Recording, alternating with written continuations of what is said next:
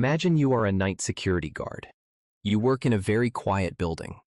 The building is located in Boston. The date is March 18th, 1990. You are sitting at a heavy wooden desk. You are staring at silent security monitors. You hear a loud buzzer. You look at a small video screen. You see two police officers outside. You let them inside the building. This is the exact beginning of the Isabella Stewart Gardner Museum heist. You just allowed the greatest private property theft in history to happen. These two fake police officers will soon steal 13 priceless works of art. The total financial value of the stolen art is exactly $500 million. You do not know this terrible fact yet. You only see two men in blue uniforms. You think you are completely safe. Isabella Stewart Gardner was a very wealthy woman. She collected beautiful art from all over the world. She built a massive palace in Boston to hold her collection. She filled the palace with incredible ancient treasures. She died in 1924. She left a very strict legal will. She demanded the museum stay exactly the same forever. Nothing could ever be moved from its place. Nothing could ever be sold to anyone. The museum obeyed her strict rules for many decades. The art hung quietly on the walls. The security system eventually became very old.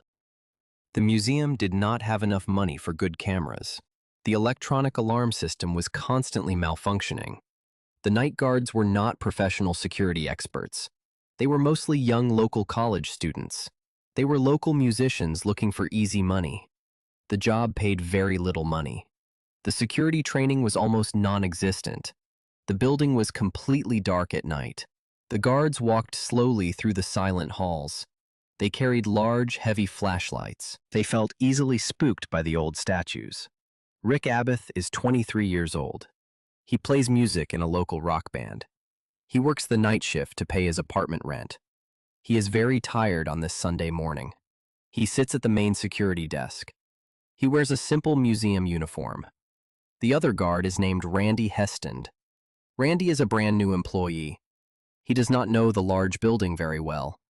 He is doing his routine patrol in the dark galleries. Rick stays alone at the desk. The time approaches 1:30 in the morning. A dark hatchback car drives slowly down Palace Road. The car stops near the side entrance of the museum. Two men get out of the dark car. They wear dark blue Boston police uniforms. They wear shiny metal police badges. They wear official police hats. They walk up to the heavy wooden door. They press the intercom button. The buzzer rings loudly at the security desk. Rick jumps in his chair. He looks at the small black and white monitor. He sees the two police officers. He presses the talk button. One officer speaks into the microphone. The officer says they are investigating a loud disturbance. The officer says they need to come inside the building. Rick is very confused by this request. He did not hear any loud noise outside. The street looks completely empty and peaceful. Rick knows the strict museum security rules. The rules clearly say he must never open the door at night. He must not open the door for anyone. He must call the real police station first. Rick looks at the screen again. He sees the shiny police badges. He trusts the authority of the uniforms. He makes a fatal decision. He reaches for the door release button. He presses the button down. The heavy electronic lock clicks loudly. The door opens. The thieves step inside the lobby. They look calm and professional. The two fake cops approach the security desk. One cop looks directly at Rick. The cop says Rick looks very familiar. The cop claims there is an active warrant for his arrest. The cop demands to see personal identification. Rick feels a sudden wave of panic. He thinks it is a massive misunderstanding. He steps away from the security desk. He steps away from the only silent panic button in the whole building. He reaches into his pocket for his wallet. The two fake cops suddenly attack him. They grab his arms with extreme violence. They slam his body against the hard wall. They pull his arms tightly behind his back. They snap cold metal handcuffs tightly onto his wrists. Rick realizes the terrible truth. These men are not real police officers. They are professional criminals. The thieves take the two-way radio from the desk. They use the radio to call Randy. Randy hears the call. He walks down the dark stairs to the lobby. The thieves wait quietly in the shadows. Randy enters the lobby area. The thieves immediately jump on him. They overpower the young guard.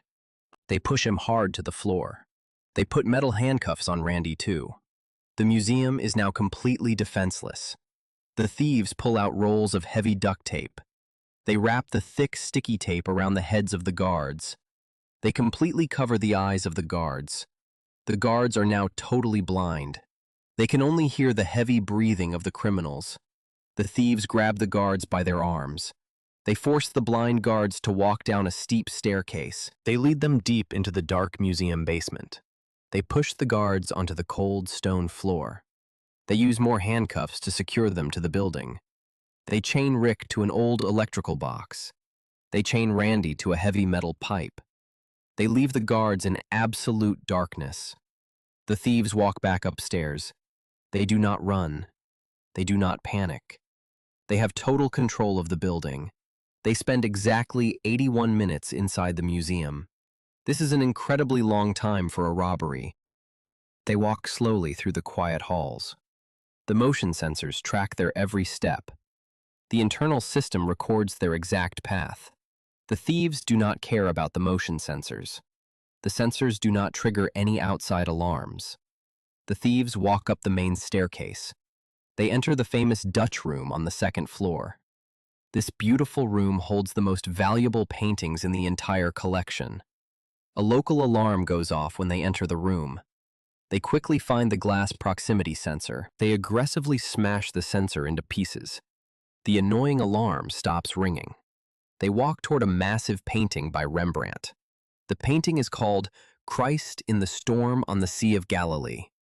It is the only seascape Rembrandt ever painted. The canvas is very old and fragile. The heavy wooden frame is bolted tightly to the wall. The thieves do not try to unscrew the metal bolts. They pull out sharp utility knives. They brutally slice the historic canvas right out of the frame. They let the heavy protective glass fall to the marble floor. The glass shatters into hundreds of pieces. They move to the next masterpiece. It is another large Rembrandt painting. It is called A Lady and Gentleman in Black. They slice this canvas out of its frame too. They find a tiny Rembrandt self-portrait nearby. This painting is the exact size of a postage stamp. They take the tiny portrait. They walk toward the most valuable item in the entire building. It is a beautiful painting by Johannes Vermeer. The painting is called The Concert. There are only 34 known Vermeer paintings in the entire world. This single painting is worth $250 million alone. They cut it out of the frame without any hesitation. The thieves finally leave the Dutch room. They walk down the hall to the short gallery. They find a display of delicate drawings by Edgar Degas. They steal 5 separate Degas sketches. They look at a historic Napoleonic military flag. The flag is attached to a heavy wooden pole. A bronze eagle sits proudly on top of the pole. The thieves try to unscrew the entire flag. The flag is too heavy to carry. They unscrew the bronze eagle finial instead. They take the eagle and leave the heavy flag behind. They walk downstairs to the blue room. They find a painting by Edouard Manet. It is called Chez Tortoni. They steal this beautiful painting as well. Their actions confuse art experts for decades. The thieves walk right past significantly more valuable items. They completely ignore a priceless painting by Raphael. They completely ignore a beautiful masterpiece by Botticelli. They ignore a massive and famous painting by Titian.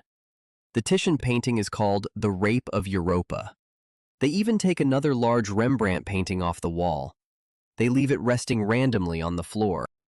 Investigators believe the heavy wooden panel was simply too heavy to carry. The thieves do not act like professional art experts. They act like common street thugs. They handle the priceless art with extreme brutality. The thieves finally finish their destructive work. The time is now almost 3 in the morning. They make 2 separate trips to their parked hatchback. They carry the rolled canvases out the side door. They load the priceless art into the small car. They walk back inside for a final check. They go down to the dark basement. They check the tight handcuffs on the guards. They tell the guards they will receive a reward in a year. The guards stay completely silent in the dark. The thieves walk back upstairs. They exit the museum for the last time. They drive away into the dark Boston night. They vanish completely without leaving any solid clues. The sun slowly rises over the city of Boston. The morning shift security guards arrive for work. They find the side doors completely locked. Nobody answers the intercom buzzer. They call the real Boston Police Department. Real police officers arrive quickly at the museum. The officers enter the quiet building with their guns drawn.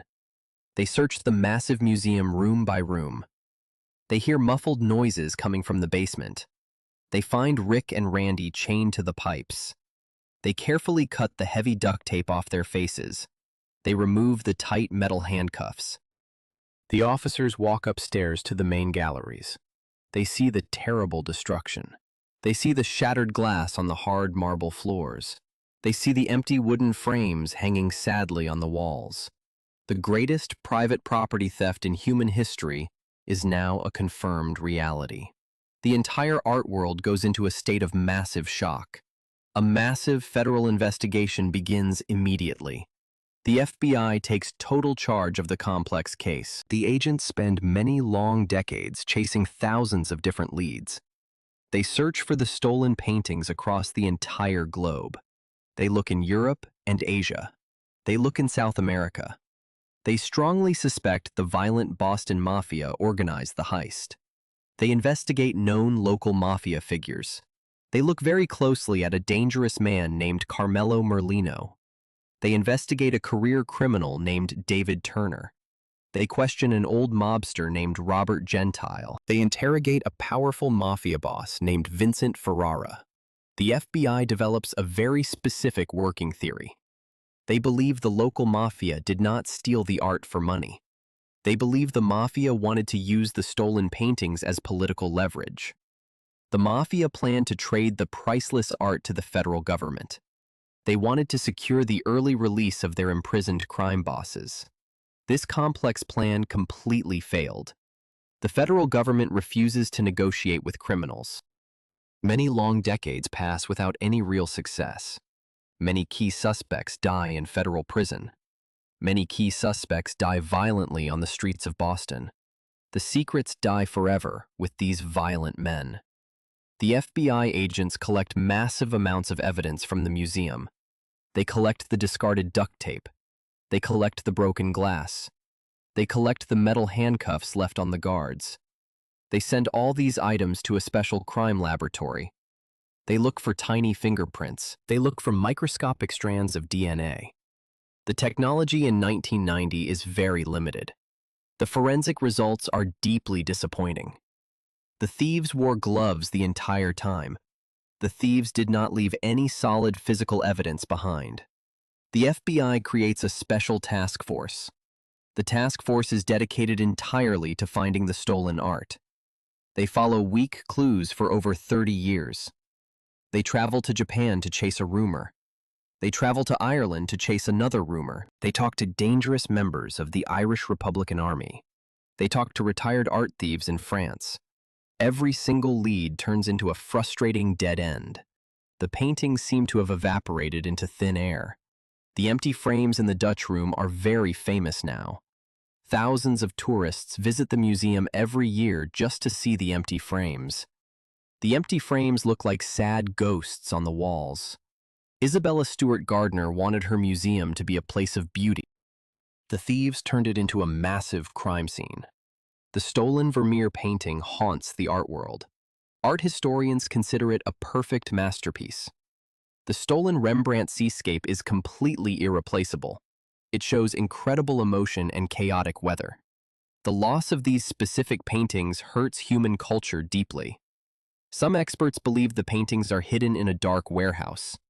Some experts believe the paintings were destroyed by accident. Some experts believe a secret billionaire hides them in a private vault. Nobody really knows the true answer. Not a single stolen painting is ever recovered by the police. The Isabella Stewart Gardner Museum offers a massive financial reward for the art. The reward money eventually grows to a record-breaking $10 million. The museum promises total anonymity to anyone who returns the art. Nobody ever claims the massive reward money. The beautiful museum remains open to the public today. The empty wooden frames still hang exactly where they were left by the thieves. The museum directors refuse to take the empty frames down. The empty frames symbolize a massive and tragic loss for world culture. They serve as a constant haunting reminder of that terrible night in 1990. The mystery remains completely unsolved today. The huge loss is permanent. You will always remember the shiny fake police badges. You will always remember the loud sound of the intercom buzzer.